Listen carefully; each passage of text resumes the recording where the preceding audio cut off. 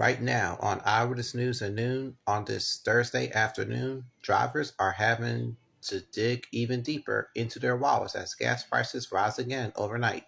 We'll hear from AAA as the busy summer travel season approaches. And after a dreary morning, the rain moves on. A taste of summer is headed our way. Today is May 19th, 2022. This is CBS 3 Eyewitness News at noon. For those of you who know who I am, my name is William, and this is CBS 3 Eyewitness News, now streaming live on CBS News Philly. Thanks for tuning in. Let's go to meteorologist Larissa Abreu for your first check on today's weather. Go ahead, my sister, Larissa. Today, what we'll notice is an uptick in humidity, and once those clouds break for sunshine, we will see those temperatures climb nicely. Right now, winds are out of the northwest. You can see we're not tracking any rain at the moment. It's just cloudy, and a current look outside, you can see those clouds hovering right outside of our city skyline here.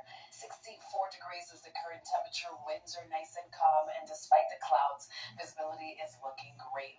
Dew point temperatures are in the 50s, and that simply tells me, well, there is a little bit of moisture in the air.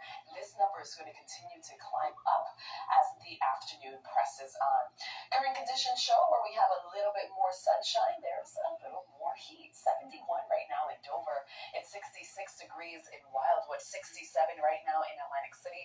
The cloud deck, especially for our southern locations, has thinned out really nicely, and this will continue to lift north as the day wears on. So we are going to see these clouds dissipate, and if you're heading down to Citizens Bank Park, watching the Phillies take on the Padres, first pitch is at 1:05, and temperatures by then will be in the upper 60s. By the seventh inning, we'll be in the mid 70s, and closer to finish time, temperatures will be close to 80 degrees.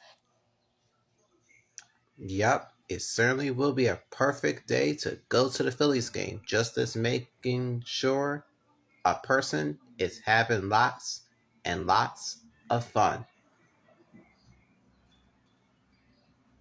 Thank you, Larissa.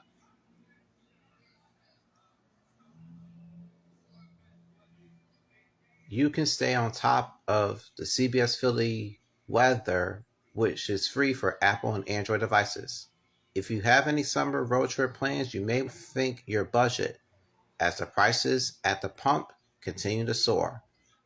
$4.89 for a gallon of gas in Pennsylvania, dangerously low in southern and northern Jersey with 473 and 462 in the state of Delaware. Howard Monroe is live in King of Prussia with the very latest. Good afternoon, Uncle Howard. No end in sight. Now, many of the stations across our area are selling gas for $4.85 a gallon. AAA says the average in the five-county region is $4.89, and any summer driving plans may be impacted by gas prices. AAA says over 465,000 people in our area will travel at least 50 miles during the upcoming Memorial Day weekend.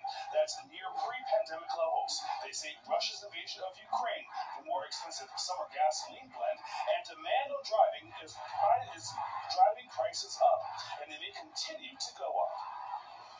I wish I had a crystal ball and could say that there's something out there that could happen and trigger that decline. For the short term, we're not seeing relief in sight.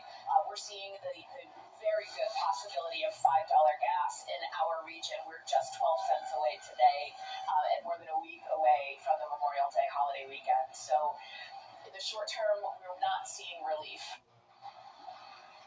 Now, Janet Tidwell did go on to say that she does believe that the higher gas prices is not going to stop people from traveling. As you see, people, they are still filling up their gas tanks. However, she also says that the end of summer may be a little different than the beginning of summer. We just have to now wait and see. That's for sure. All right, Uncle Howard. Thank you for that live update down in King of Prussia. In other news here this Thursday afternoon, all eyes remain on the Keystone State as the Republican primary in the U.S. Senate race is still too close to call. Dr. Oz is still leading Dave McCormick 31.2 to 31.1. Ballots are still being counted in a very close battle. despite the fact that anything could happen when you are becoming the Senate of the United States. Just into Eyewitness News.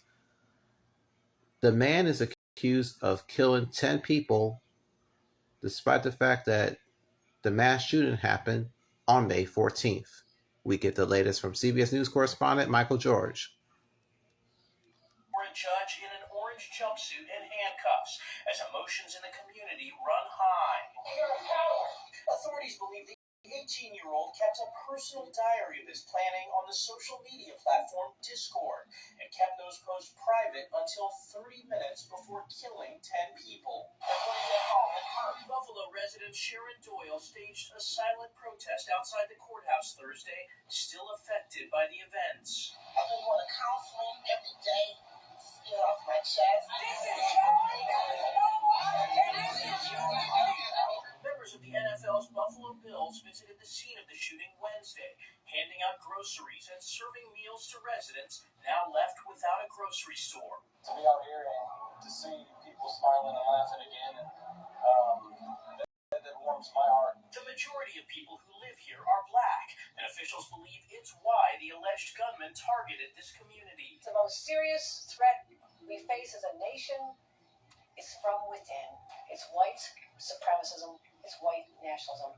Officials in New York have announced an investigation into social media companies the suspect allegedly used to discuss hateful ideologies, including Discord and Twitch. Both sites have promised to cooperate with law enforcement. Michael George, CBS News. All right, thank you for the details there, Michael George. But back here in our region, 2 people are in custody in connection with a gunfire that left 5 people critically injured near Temple University's campus. One of those victims was shot 14 times, and the shooting happened around 7 o'clock last night on the corner of Bouvier Street. And with that being said, police have not made any arrests, and the cause of this is still under investigation. A school bus driver in Delaware County is under investigation for allegedly taking inappropriate pictures of students. All that took place in Marple Newtown, and that's in Pennsylvania. So with that being said, the driver is no longer being employed by the school. Officials are urging anyone to come in contact with the police right away. The Pennsylvania Supreme Court is marking its 300th anniversary with events in Philadelphia. Governor Tom Wolf gave remarks at the National Constitution Center, which I've been going to since October 10th, 2006. If you want to know what's the address for the National Constitution Center, it is at 525 Arch Street. The zip code is 19106. Still ahead on Eyewitness News, the latest on baby formula shortages and the latest on the golden arches leaving Russia will explain how McDonald's, the fast food chain, is making moves. We'll tell you the reason why when we return, so stay with us.